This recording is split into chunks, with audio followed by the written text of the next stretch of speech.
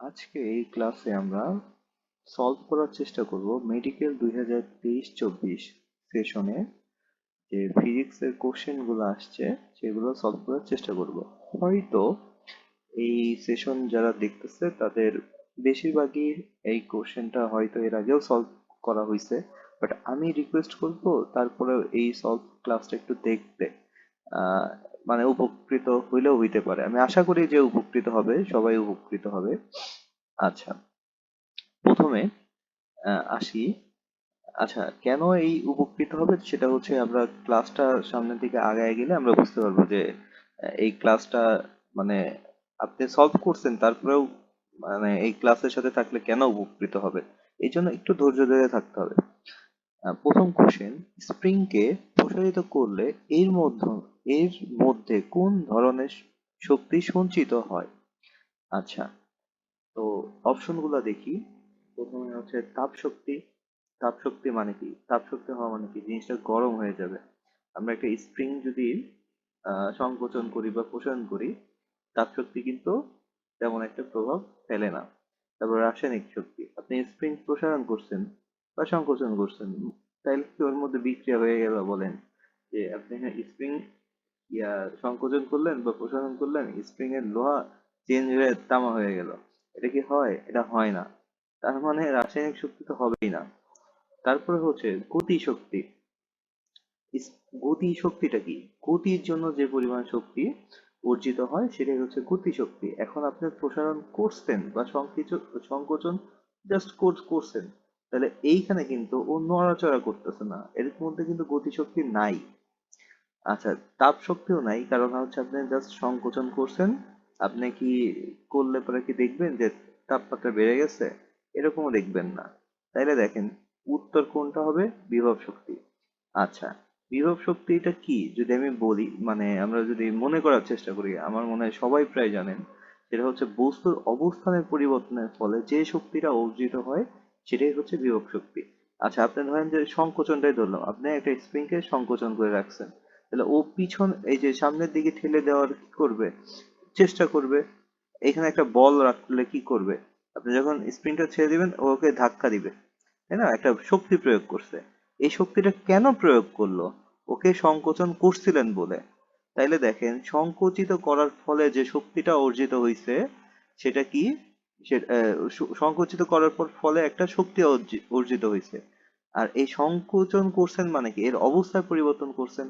তাহলে অবস্থান পরিবর্তন করার ফলে যে শক্তিটা অর্জিত হয় সেটা কি শক্তি? বিভব শক্তি। তার মানে আপনি এই যে সংকুচিত করছেন, ফলে বিভব শক্তি সঞ্চিত হয়েছে। আবার এইটা কিন্তু শুধু সংকোচনের জন্য প্রযোজ্য না। ধরেন যে আপনি একটু স্প্রিংটাকে প্রসারণ করছেন, এখন আপনি ছেড়ে দিলে কি করবে বলেন তো? তার স্ব অবস্থানে চলে আসবে, মানে আপনার ভিতরের দিকে চলে আসবে, তাই না?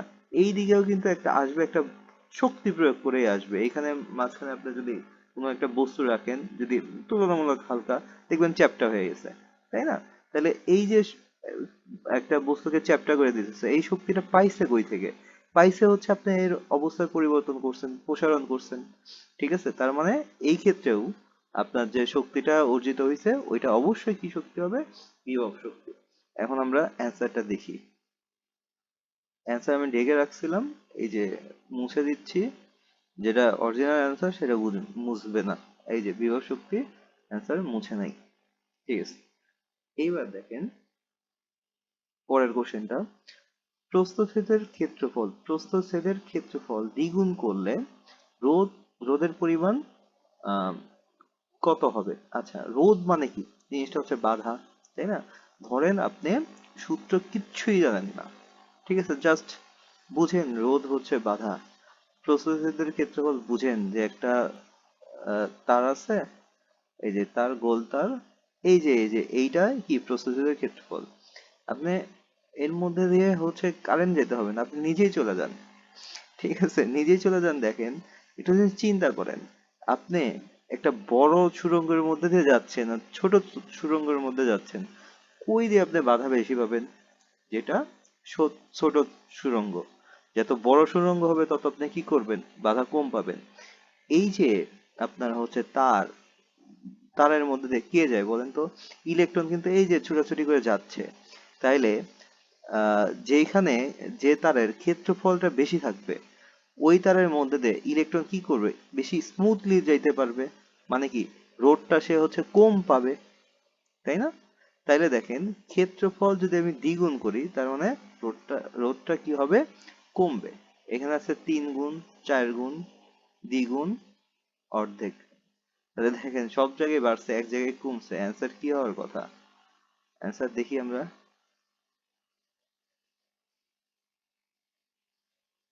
এই যে অ্যান্সার পেয়ে গেছি, অ্যান্সার অর্ধেক হয়ে গেছে, তাই না? অর্ধেকই তো হওয়ার কথা।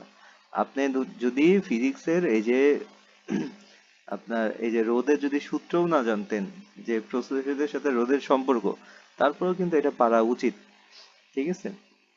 আচ্ছা, পরের কোশ্চেনটা দেখি। পরের কোশ্চেনে আছে যে কোন মৌলিক বলের কারণে নিউটন আর হচ্ছে বিটা নির্গত হয়?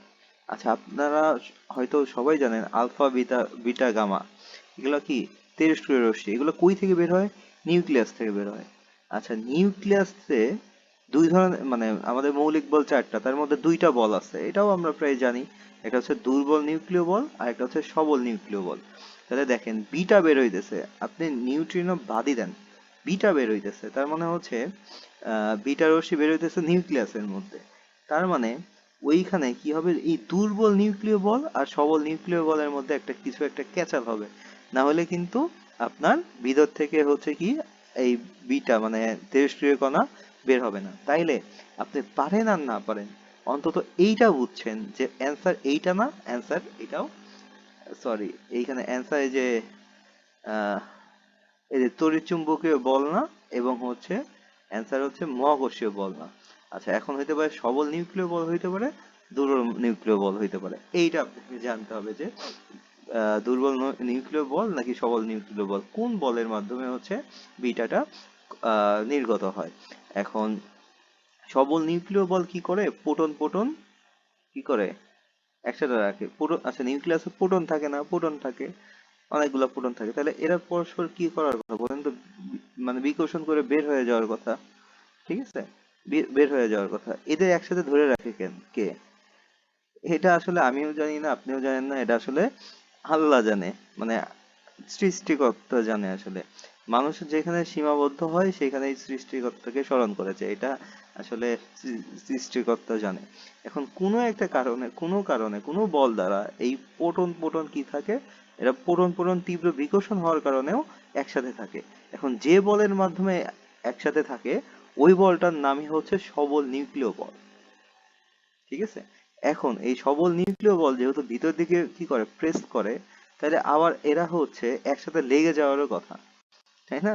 এই একসাথে লেগে যাওয়ার থেকে আপনার রক্ষা করে হচ্ছে দুর্বল নিউক্লিয় বল, ঠিক আছে? এর মাঝখানে আপনার এই বিটা বের হওয়ার জন্য এই সবল না, এই দুর্বলটা হচ্ছে আপনার দায়ী।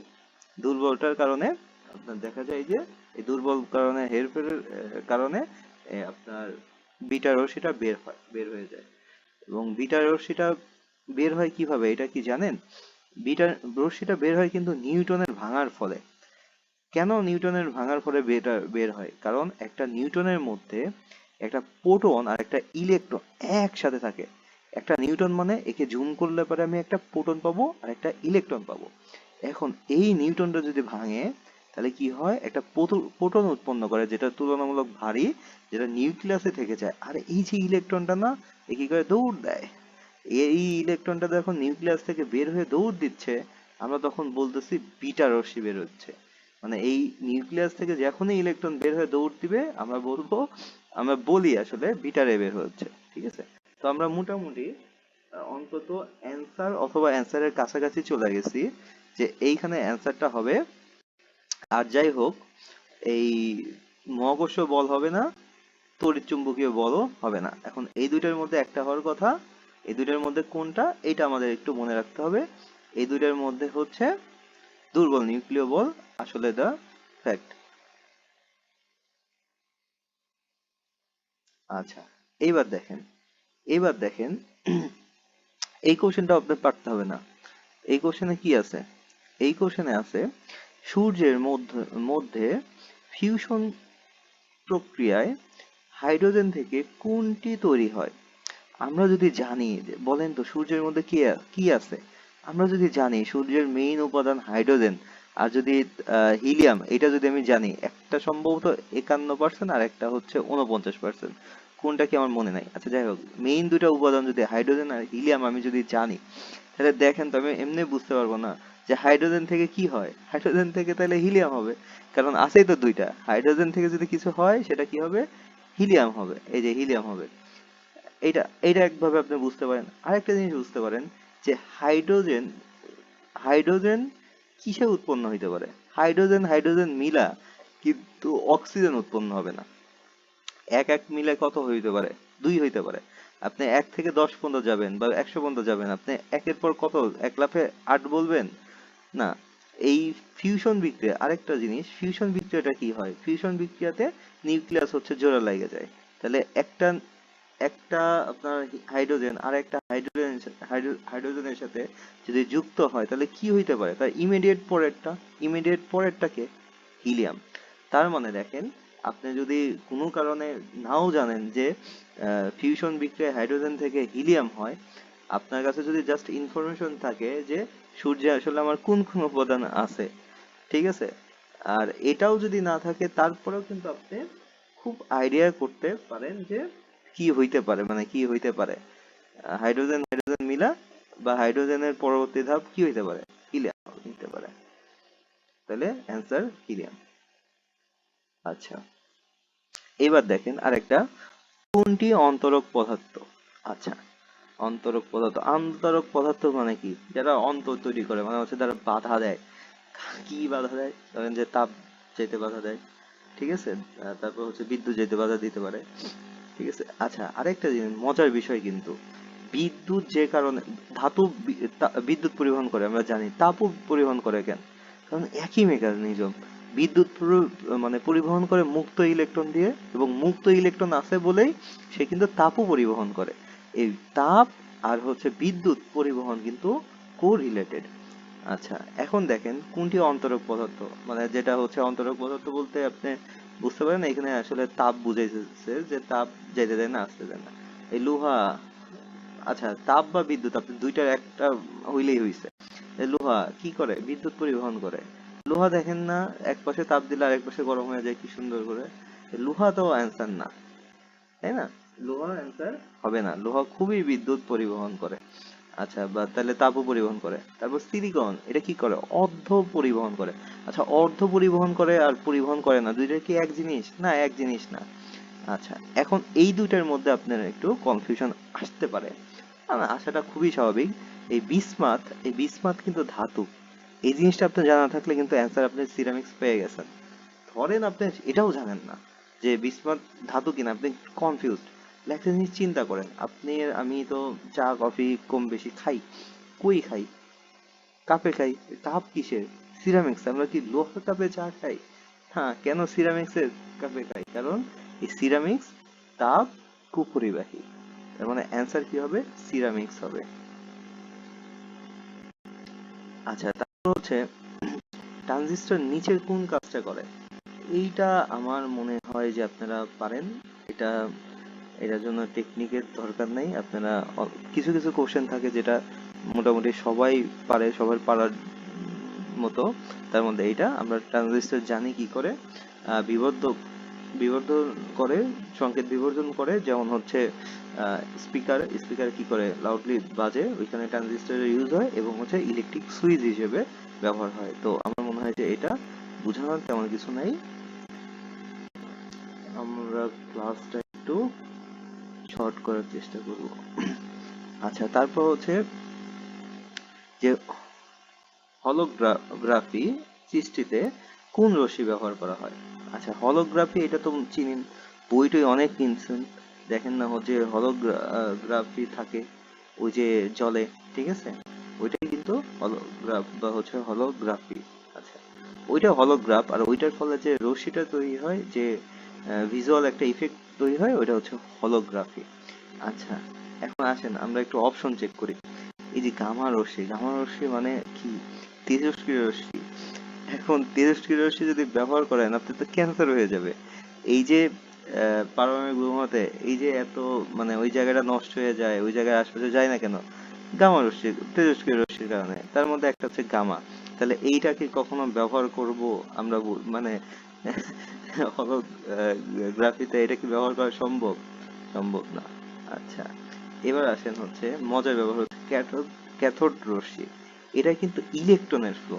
হ্যাঁ, তো এইখানে কি ইলেকট্রনের ফ্লো, আমরা কি আসলে বলেন তো ওর মধ্যে কি আমরা ইলেকট্রনের একটা ফ্লো দেই, ইলেকট্রন দেই, ইলেকট্রনের ফ্লো দেই, এটা মানে ওইটা তো আবার রশ্মি। এই ক্যাথোড রশ্মি কিন্তু জাস্ট ইলেকট্রন মানে অনেক ইলেকট্রন পাস হইতেছে, ওইটাকেই বলতেছে ক্যাথোড রশ্মি। এটাও কিন্তু হবে না। এবার আসলে এক্স রে আর হচ্ছে লেজার রশ্মি। এই এক্স রেটা দেখেন, এক্স রে কি করে?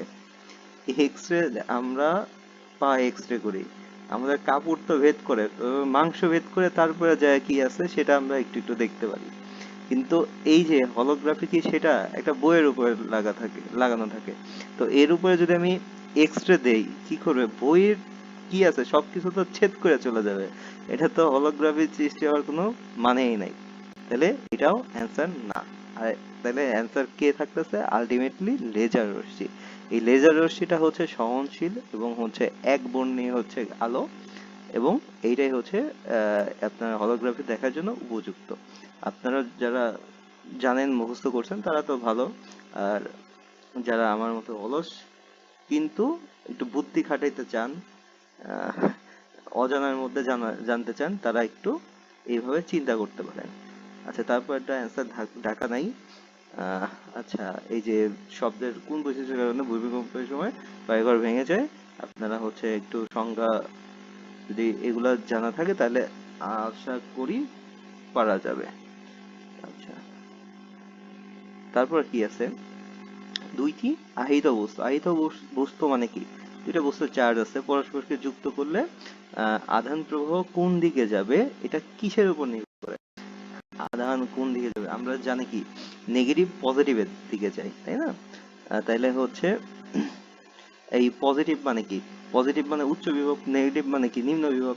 মানে নিম্ন বিভব থেকে উচ্চ বিভবের দিকে যায় কারেন্টটা। আসলে এই যে কারেন্টটা কি, আচ্ছা অ্যান্সার তো বলেই দিছি যে নিম্ন বিভব থেকে উচ্চ বিভবে যায়। তার মানে এই যে আধান কোন দিকে যাবে এটা নির্ভর করবে কার উপরে? এটা নির্ভর করবে বিভবের উপর, তড়িৎ বিভবের উপর। তড়িৎ ক্ষেত্র না, তড়িৎ প্রাবল্য না। আচ্ছা দেখেন আরেকটা জিনিস, খুব মজার একটা জিনিস। ধরেন আপনি জানেন না, বিভবটা হইতেও পারে নাও পারে, ঠিক আছে, আপনি জানেন না। এই যে তড়িৎ ক্ষেত্র আর তড়িৎ প্রাবল্য কিন্তু একই জিনিস। এইটা যদি আপনার স্মরণে আসে, আর এটা আপনি পড়ছেন, শুনছেন, পড়ছেন, এইটা যদি আপনি স্মরণে আনতে পারেন, ধরেন যে আপনি কিছুই মানে পরীক্ষা শেষ, অনেকগুলো অ্যান্সার হয় নাই বা কিছু অ্যান্সার হয় নাই, আপনি ভাবতেছেন কিভাবে নাম্বারটা বাড়ানো যায়, তখন আপনি রিল্যাক্স একটু অপশনগুলো দেখলেন, তড়িৎ প্রাবল্য আর তড়িৎ ক্ষেত্র, আপনি তো শিওর এই দুইটা অ্যান্সার না, কারণ এই দুইটা হচ্ছে সেম জিনিস, ঠিক আছে? তো এই দুইটা তো অ্যান্সার না। এখন হচ্ছে বিভব আর হচ্ছে আপনার হচ্ছে চার্জের পরিমাণ, এই দুইটার মধ্যে আপনি যদি চিন্তা করেন তাহলে আপনি দেখবেন যে একটু মনে করতে পারেন যে আসলে বিভব উচ্চ বিভব থেকে নিম্ন বিভবে যায়, উচ্চ চার্জ থেকে নিম্ন চার্জে, এটা তো জীবনেও শুনি নাই। তখন কিন্তু মনে পড়ে যাওয়ার খুবই সম্ভাবনা আছে, এটা তড়িৎ বিভব অ্যান্সার।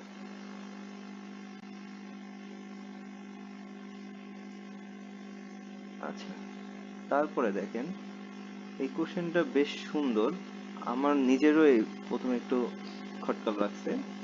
সেটা হচ্ছে যে বলছে যে কৌণিক বিচ্ছুরণ সর্বাধিক। আচ্ছা, কৌণিক বিচ্ছুরণ তো সবচেয়ে বেশি হয় আমরা জানি, যে যার হচ্ছে তরঙ্গ কি, তরঙ্গ দৈর্ঘ্য হচ্ছে বেশি, তার বিচ্ছুরণ কি হয়? বেশি হয়। তাহলে হচ্ছে লাল আলোর বিচ্ছুরণ কি হবে? বেশি হবে। ওকে, তাইলে দেখেন আহ, তাইলে দেখেন অ্যান্সার তো আপনার হচ্ছে আমি একটু মানে ভুল বলছি, যে তরঙ্গ দৈর্ঘ্য যার কম তার বিচ্ছুরণ কি হয়? বেশি হয়। আচ্ছা, তাহলে এখন দেখেন, তো অ্যান্সার হওয়ার কথা নীল। নীল নীল নীল, এই যে নীল, এই যে নীল। তো নীলের সাথে লাল দিছে, কমলা দিছে। এখন বেগুনি থাকলে ভাই আমি না নীল বেগুনি দিতাম, কিন্তু এখানে তো কমলা দিছে, লাল দিছে, তাহলে বিষয়টা কি হলো? পরে হচ্ছে একটু ভালো করে কোশ্চেনটা পড়ে দেখেন, কৌণিক বিচ্ছুরণ সর্বাধিক মানে হচ্ছে কোন দুইটি আলোর মধ্যে বিচ্ছুরণ মানে কি বিচ্যুতি। এখন দেখেন সাতটা আলো কি ছিল, একই সাথে ছিল, সাতটা তরঙ্গ একই ছিল, তারপর ধরেন যে প্রিজমের মধ্যে দিচ্ছেন তখন সাতটা ভাগ হয়ে গেছে, কি হয়ে গেছে, সাতটা ভাগ হয়ে গেছে। এখন দেখেন এই যে কৌণিক পথটা কি দ্বারা প্রকাশ করি আমরা বলেন তো, অ্যাঙ্গেল বা কোণ দ্বারা। এখন দেখেন তো এইখানে যে আলোটা আর এইখানে যে আলোটা, এদের মধ্যে কিন্তু পার্থক্যটা কিন্তু বেশি। তাহলে দেখেন এদের মধ্যে কি বিচ্ছুরণ সবচেয়ে কি হবে, বেশি হবে। এই দুটার মধ্যে যে পার্থক্য, যে গ্যাপটা, আর এইটা শেষেরটার শুরুরটার মধ্যে যে গ্যাপটা, কোনটা বেশি? ইজিলি বলা যায় যে এই যে এইটা। এই জন্য অ্যান্সার দেখেন কি হবে, লাল আর নীল, মানে দুই পাশেরটা। মানে আমরা কি জানি, বেনি আসহ কলা, ঠিক আছে, বেনি, বেগুনের পর নীল, নীল আর বেগুনি অলমোস্ট একই রকম। আর হচ্ছে কলা, কলা হচ্ছে একদম, লাল হচ্ছে একদম শেষের দিকে লাল। তাইলে এই শেষের দিক আর প্রথম দিকে এদের মধ্যে যে গ্যাপটা, সেটা হবে সর্বাধিক গ্যাপ হবে। সুতরাং সর্বাধিক কৌণিক বিচ্যুতি, মানে কৌণিক বিচ্যুতি বলতে কৌণিক সরে যাচ্ছে, আর কৌণিক সরে যাওয়া মানে হচ্ছে কৌণিক সরণ। কৌণিক সরণ আমরা জানি যে থিটা দ্বারা প্রকাশ করে, মানে অ্যাঙ্গেল দ্বারা।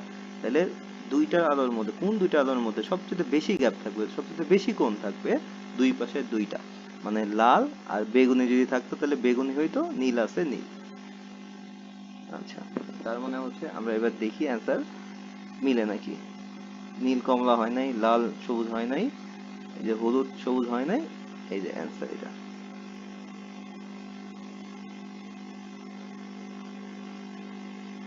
আচ্ছা,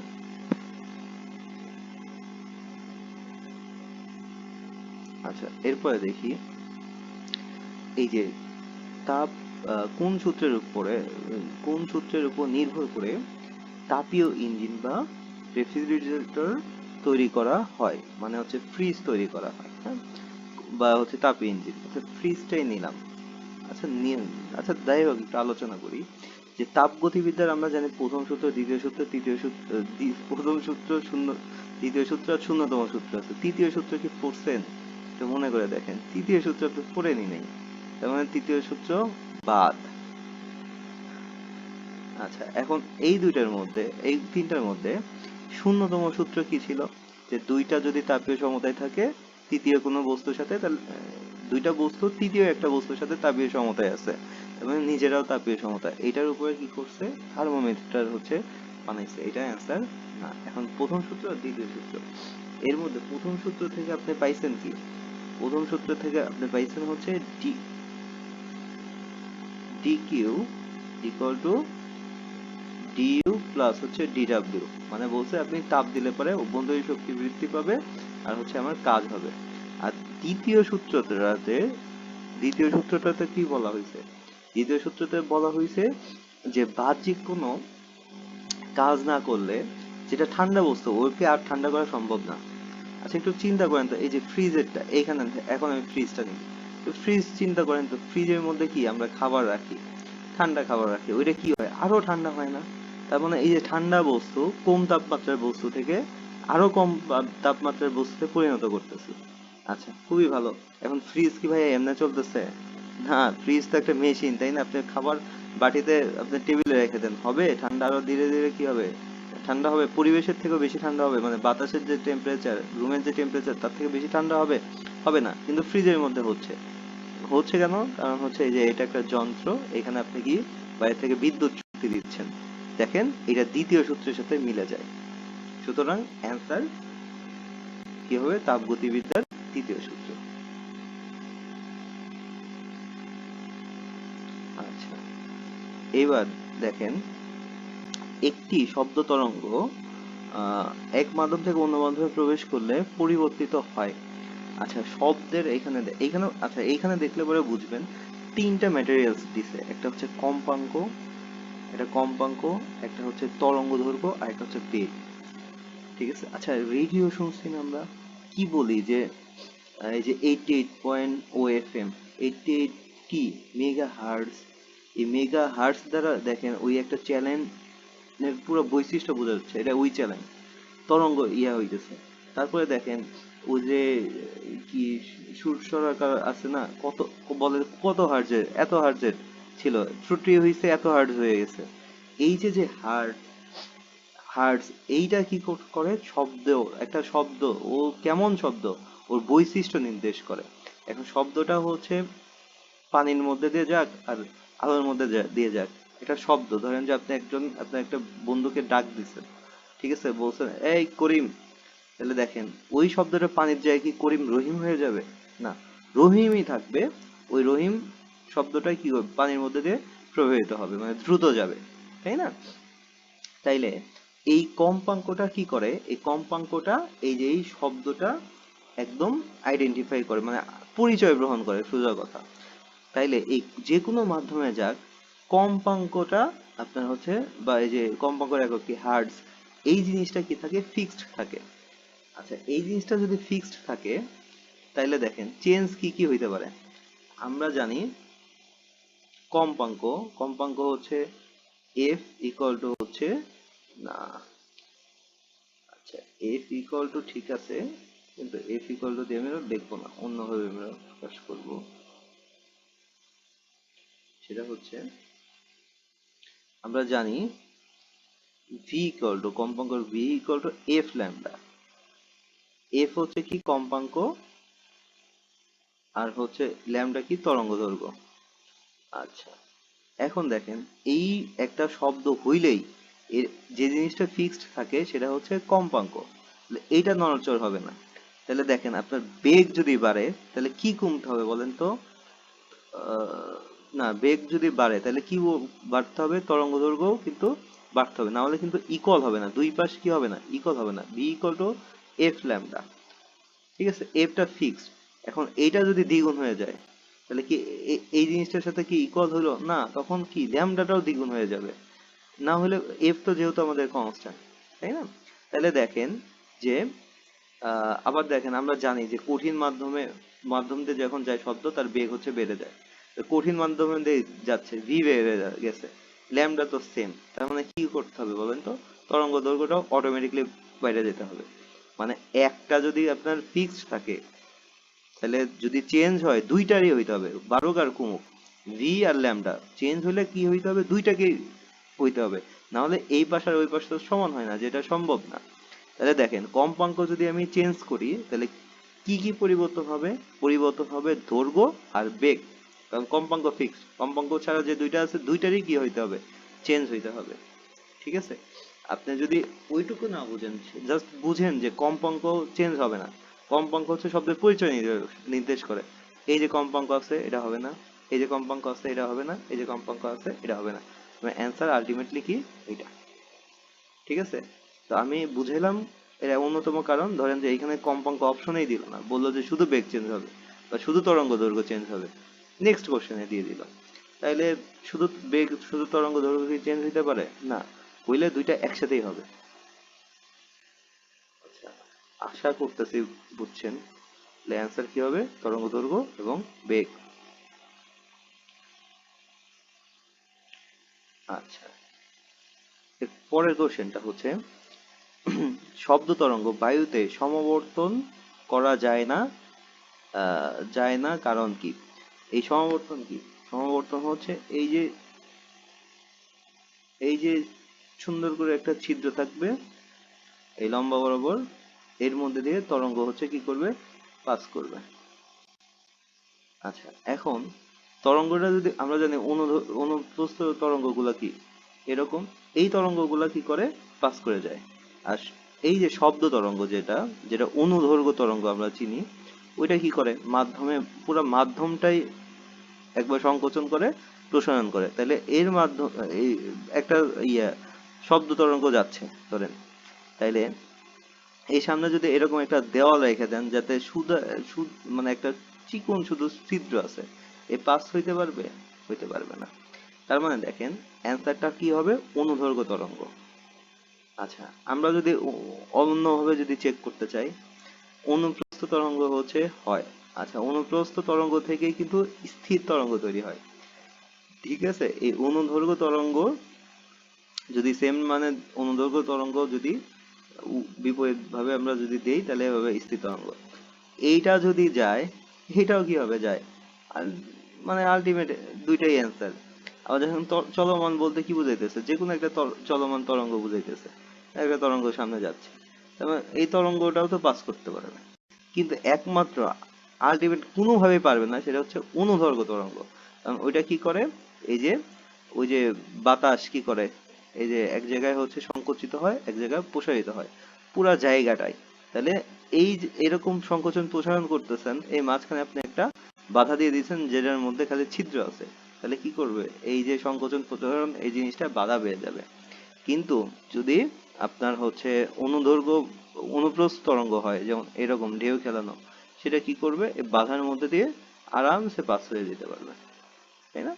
তো সুতরাং হচ্ছে সমাবর্তন যদি কেউ দিয়ে থাকে তাহলে সেটা দিবে হচ্ছে মানে দিয়ে না দিয়ে থাকে সেটা দিবে হচ্ছে অনুদৈর্ঘ্য তরঙ্গ। সমাবর্তন, আসলে আমি কিন্তু সমাবর্তন পড়াইনি, সমাবর্তনে কিন্তু আরো কিছু জিনিস আছে। ঠিক আছে, সমাবর্তন কেন করে, একতলীয় আলো, অনেক জিনিস আছে। তো আমাদের এই কোশ্চেনের জন্য আমাদের কতটুকু চিন্তা করলে পারা যেত, বা আমি চেষ্টা করতেছি কত মিনিমাম, মানে আপনি মিনিমাম কতটুকু মানে একটুখানি জানেন, তারপরে আপনি কিভাবে অ্যান্সারটা খুঁজে বের করবেন, এইটা চাচ্ছি। ঠিক আছে, যে আপনাদের চিন্তা শক্তি বাড়ায়। দেখেন, আপনারা 2 বছর কম বেশি তো পড়াশোনা করছেন, খুব বেশি না করলেও তো মিনিমাম তো পড়াশোনা করছেন। তো আমরা কি হয়, আমাদের বেশিরভাগ সময় দেখা যায় যে আমরা 2 বছর, দেখেন যে বই থেকে পড়ছে ওই বই থেকে কিন্তু কোশ্চেন আসে, তারপরে আমরা পারি না, কারণ আমাদের প্র্যাকটিসের গ্যাপ থাকে। প্র্যাকটিস গ্যাপ থাকলে এবারে কি হবে, কি হয়, আমরা কোশ্চেনের অ্যান্সারটা আমাদের স্টোর থেকে, মাথা থেকে খুঁজে বের করতে পারি না। আমি এইখানে চাচ্ছি যে আপনাদের ব্রেনটাকে বুস্ট করতে, যে আপনাদের যে নলেজটা আছে ওইখান থেকে ম্যাক্সিমাম আউটপুটটা নিয়ে আসতে। এই জন্য আসলে এইটা হচ্ছে এইভাবে পড়াচ্ছি। আরে, এটা তো সলভ করি। আচ্ছা, দেখেন, কোন কণা পারস্পরিক বিনিময়ের জন্য আহ তড়িৎ চুম্বকীয় বল কার্যকর হয়। আচ্ছা দেখেন, তড়িৎ চুম্বকীয় জিনিসটা কি পরিচিত? তড়িৎ চুম্বকীয় খুবই পরিচিত, কারণ এই যে আলো তড়িৎ চুম্বকীয় তরঙ্গ, আলো কি তড়িৎ চুম্বকীয় তরঙ্গ। আচ্ছা, আলোর সাথে দেখেন তো কি related, photon related, graviton related না মেসন রিলেটেড? অবশ্যই এই যে তড়িৎ চুম্বকীয় তরঙ্গ, মানে আপনি জানছেন বা পড়ে আসছেন যে এটা আসলে ফোটনের প্যাকেট, তাই না?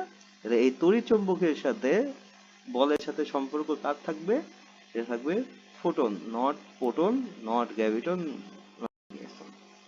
আচ্ছা, একটু দ্রুত আগাচ্ছি কারণ আধা ঘন্টা অলরেডি পার হয়ে গেছে। আচ্ছা, এই যে দেখেন, একটা সুন্দর কোশ্চেন, কোন ধরনের প্রক্রিয়াতে শব্দ, বায়ুর মাধ্যমে শব্দ সঞ্চারণ হয়? আচ্ছা ধরেন, আপনি একটা রুম, একটা বাসার এক সাইড থেকে আপনি এক বন্ধুকে ডাক দিচ্ছেন, এই কুদ্দুস, আচ্ছা বলেন তো এই শব্দটা যাইতে কতক্ষণ টাইম লাগছে? আপনি যখন ডাকছেন অলমোস্ট ওই সময়ে গেছে, 1 সেকেন্ড বা হাফ সেকেন্ড টাইম লাগতে পারে। আচ্ছা, এইবার দেখেন, এই শব্দটা আহ, মানে আমরা দেখেন ওই যে রুদ্রতাপীয় প্রক্রিয়া, সংশ্লেষণ প্রক্রিয়া কিন্তু পড়ছিলাম, যে ঠাস করে কিছু, হঠাৎ করে কিছু হইলে ভাই ওইটা কি রুদ্রতাপীয় প্রক্রিয়া, কারণ হচ্ছে এই তাপমাত্রা এক্সচেঞ্জ করার কি পায় না, সময়ই পায় না।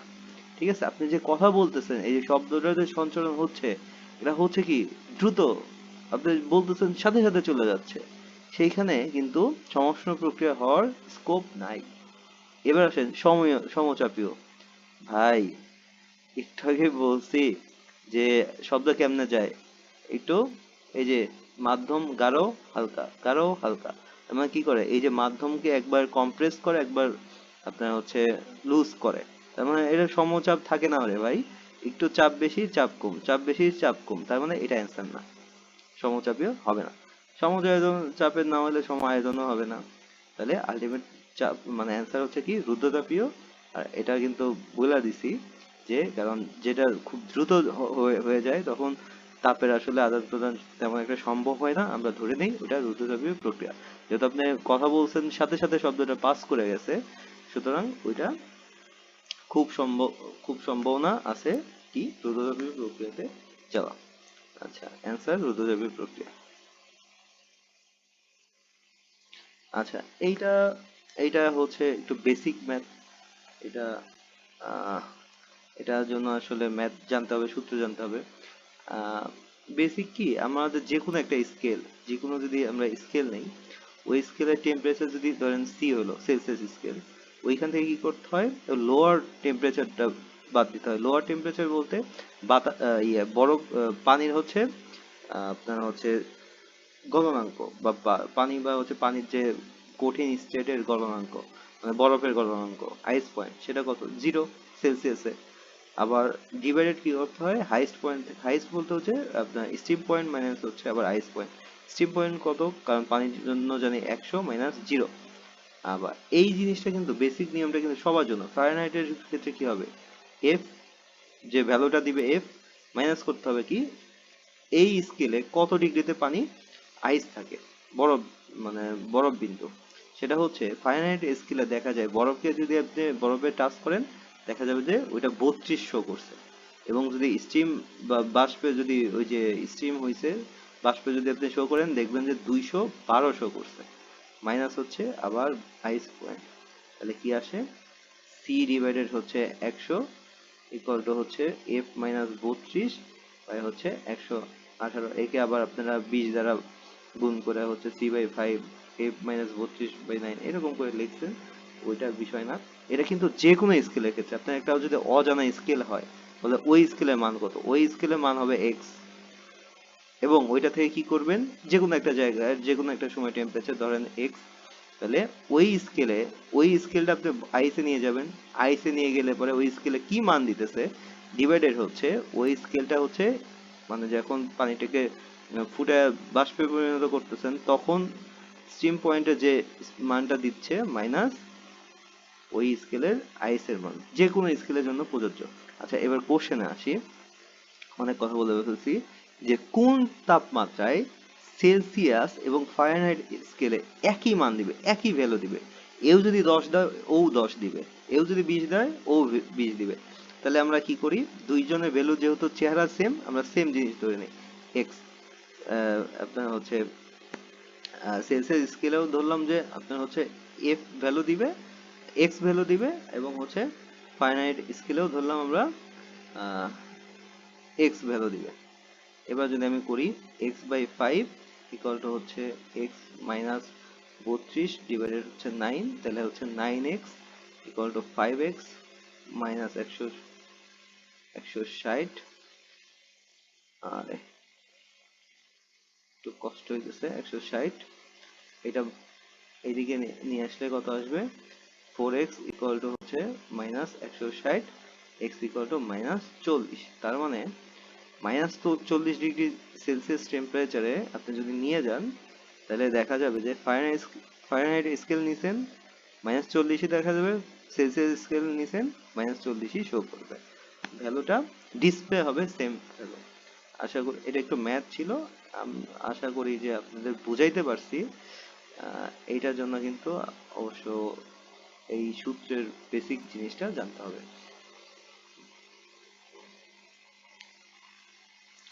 আচ্ছা, এরপর দেখেন, আহ মানুষের কান সর্বনিম্ন মৃদু যে শব্দ শুনতে পায় তার তীব্রতা কত। এটাও আসলে হচ্ছে আপনাকে একটু জানতে হবে যে কত ভ্যালুটা। এইখানে আসলে অপশন চেকের ইয়েটা দেখতেছি না। আচ্ছা দেখেন, তারপর কি, একটি বস্তুর ভরবেগ দ্বিগুণ করা হলে গতিশক্তি কত হবে। আচ্ছা দেখেন, এই কোশ্চেনটা কি বলছে, ভরবেগ দ্বিগুণ হলে গতিশক্তি কত হবে। আচ্ছা, গতিশক্তি কি, ই কে শর্টে ই ধরলাম, হাফ এম ভি স্কোয়ার। আচ্ছা, আপনার মনে হইতে পারে যে ই ইকুয়াল টু তাহলে হচ্ছে হাফ এম ভি, মানে কি, একে কি লেখা যায়, half M V into V. তাহলে কি লিখতাম, half M V. Half M V মানে কি, মানে হচ্ছে ভরবেগ, আমরা পি দ্বারা প্রকাশ করি, আর সাথে কি রাখলাম, ভি রাখলাম। তাহলে তো ই সমানুপাতিক পি, ই সমানুপাতিক পি। তাহলে এই ভরবেগ দ্বিগুণ হলে গতিশক্তিও তো দ্বিগুণ হইতে পারে, কিন্তু গতিশক্তি দ্বিগুণ না। হয়তো আপনারা বেশি এরকম কোশ্চেন অনেক পাইছেন, তো 4 গুণ হয়তো আপনারা করতে করতে অভ্যস্ত হয়ে গেছেন, কিন্তু আমি একটু চেষ্টা করতেছি কেন আসলে এটা লেখা গেল না কারণ হচ্ছে এই ভিটাও হচ্ছে কি, ভিটাও হচ্ছে কনস্ট্যান্ট না, ভিটা হচ্ছে ভেরিয়েবল। দুইটা ভেরিয়েবল যখন থাকবে তখন ই শুধুমাত্র পি এর সমানুপাতিক আপনি এটা বলতে পারেন না। তাহলে কি করা যায় ই সমান হাফ, এটা এম আলাদা করে নিয়ে আসবো, তাহলে M M square V square whole square, তাহলে একটা বেশি এম নিছি, এম ভাগ দিয়ে দিলাম, তাহলে E equal to half P square by হচ্ছে এম। আচ্ছা এবার বলেন তো এম ভেরিয়েবল নাকি হচ্ছে মানে চলক নাকি হচ্ছে ধ্রুব রাশি? এম কিন্তু ধ্রুব রাশি, অন্তত ফিজিক্স ফার্স্ট ইয়ারে পড়তে আসলে এটা কিন্তু এম পরিবর্তন হয় না, সুতরাং ই সমানুপাতিক আসলে পি স্কোয়ার। তাইলে ভরবেগ যদি দ্বিগুণ করা যায় গতিশক্তি কত হবে, এটা যদি দ্বিগুণ করা হয় 2p করা হয়, তাহলে ই হবে কত, এই যে 4p এর সমান, 4p এর ইকুইভ্যালেন্ট, তাই না? তার মানে অ্যান্সার হবে হচ্ছে কত, 4। এটা হয়তো আপনারা অনেকেই জানেন, তারপর আপনাদের এই একটা মানে আমার এই জিনিসটা কনফিউশনটা আসতো, মানে একটু এই জন্য আসলে এই জিনিসটা একটু ব্যাখ্যা করলাম। আচ্ছা তারপরে,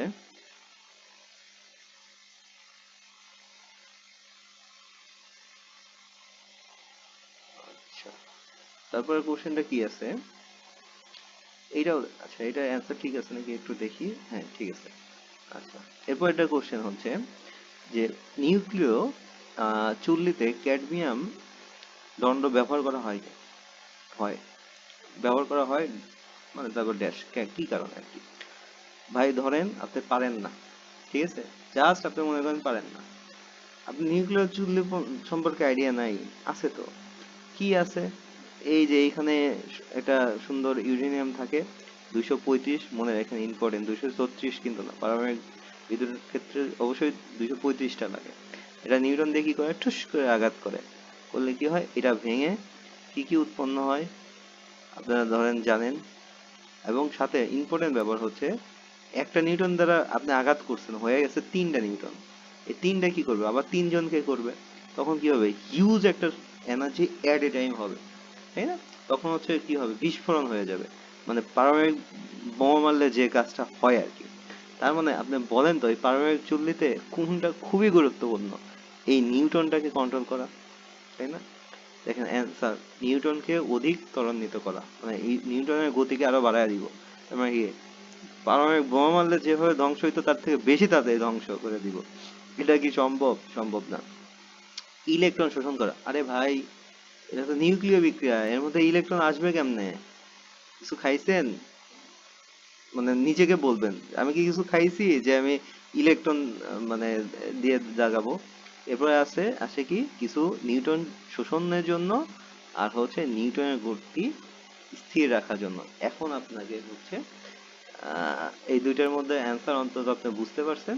এখন আপনাকে কি করতে হবে, চিন্তা ভাবনা করে দাগাইতে হবে, সেটা হচ্ছে কি গতিকে হচ্ছে স্থির করার জন্য না।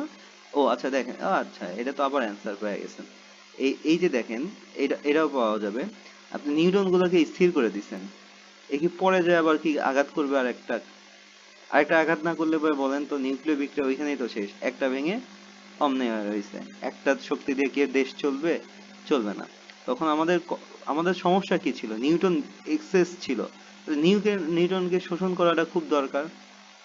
তাহলে দেখেন সবচেয়ে যুক্ত আপনি জানেন না, কিন্তু নিউক্লিয় চুল্লিতে কি হয় এটা আপনি গেস করতে পারবেন, যে ইলেকট্রন শোষণের কোনো প্রশ্নই আসে না, নিউটনের হচ্ছে গতিকে ত্বরান্বিত, পাগল না হলে সম্ভব না করা। তারপর হচ্ছে গতিকে স্থির স্থির করে দিলে আমরা তো জানি চেন বিক্রিয়া হয়, একটা নিউটন বিক্রিয়া করে কয়েকটা নিউটন উৎপন্ন করে, তারা আবার অন্যদের কি করে, আঘাত করে আবার আরেকটা বিক্রিয়া করে। কিন্তু এই নিউটনের গতিটা যদি আমি নাই করে দেই, স্থির মানে কি, নাই করে দেই, তাহলে তো এই চেন বিক্রিয়াই হবে না, সুতরাং এটাও অ্যান্সার না। এইভাবে কিন্তু আপনারা না পারলেও কিন্তু পারতেছেন, ঠিক আছে। এবার আসেন লাস্ট কোশ্চেন, অনেক হয়ে গেছে টাইম। লাস্ট কোশ্চেনটা যে নিচের কোনটি নিচের কোনটির রোধের সহগ ঋণাত্মক। আচ্ছা একটা তো অ্যান্সার দেখে দেখা ফেলছি। আচ্ছা যাই হোক, আচ্ছা রোদের সহগ ঋণাত্মক, একটু চিন্তা করে দেখেন তো, এই যে তামা কি করে, তামা কি ধাতু, অ্যালুমিনিয়াম কি ধাতু, পিতলও কিন্তু ধাতুর দিয়েই বানায়। তাহলে তিনটা জিনিস একই রকম না। একটা জিনিস দেখেন একটু বিপরীত দিক, সেটা কি, সিলিকন, তাই না? তার মানে হচ্ছে অ্যান্সার কিন্তু আপনি এইভাবে আইডিয়া করতে পারেন, সিলিকন হইতে পারে। আরো লজিক আছে, আরো সুন্দর লজিক আছে। যেমন দেখেন, এইগুলা যেহেতু সুন্দর, মানে এগুলো বিদ্যুৎ পরিবহন করে, এইগুলো যদি তাপমাত্রা বাড়ান কি করবে বলেন তো? রোদ আরো বাড়বে। আমরা জানি পরিবাহীর ক্ষেত্রে তাপমাত্রা বাড়ালে রোদ বাড়ে, কিন্তু এই ব্যাটারে এটা তো অর্ধপরিবাহী, একে তাপমাত্রা বাড়ালে রোদ কি বাড়ে? রোদ আরো কমে। তার মানে এই সহগটা কি হবে? সহগটা এর ক্ষেত্রে হবে নেগেটিভ, এদের ক্ষেত্রে এই যে উষ্ণতা সহগ, মানে তাপমাত্রা বাড়ালে মানে যে আপনার রোদটা যে বাড়ে, ওই রেটটা ওই রেটটা হচ্ছে এদের ক্ষেত্রে পজিটিভ, কিন্তু এর কি হয়, রোদটারও কমে। সিলিকন অর্ধপরিবাহী, আমরা কি জানি, অর্ধপরিবাহীকে তাপমাত্রা দিলে এর পরিবাহকত্ব বাড়ে, মানে হচ্ছে কি রোদ কমে, সুতরাং এর উষ্ণতার সহগ হবে ঋণাত্মক, আর এই তিনটার পজিটিভ। অ্যান্সার এটাই কিনা? অ্যান্সার এটাই। আচ্ছা, তাহলে দেখেন এই যে ফিজিক্স, আমাদের 10টা কোশ্চেন আসছে, যে মেডিকেলের মানে কি, মেডিকেল বাংলাদেশে মনে হয় এই মুহূর্তে সবচেয়ে বেশি কম্পিটিশন হয় ভর্তি পরীক্ষা মেডিকেলে। আচ্ছা, মেডিকেলের মতো জায়গায় 1 মার্ক অনেক বেশি ইম্পর্টেন্ট, 2 মার্ক অনেক বেশি ইম্পর্টেন্ট, 5 মার্ক হলে তো কথাই নাই।